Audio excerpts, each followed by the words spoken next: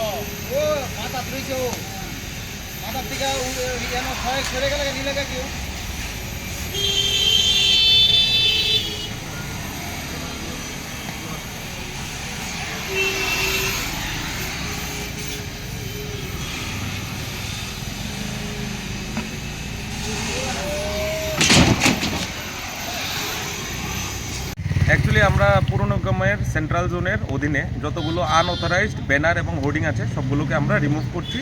কারণ আপনারা দেখবেন অনেকগুলো হোর্ডিংয়ের পারমিশন নেওয়া হয়নি এবং পুরো রাস্তায় যেখানে ওনারা পারমিশন নিয়েছেন ওখানেও লাগিয়েছেন এবং যেখানে নেননি ওখানেও লাগিয়েছেন। তো যেখানে পারমিশন নেননি ওখান থেকে আমরা রিমুভ করি।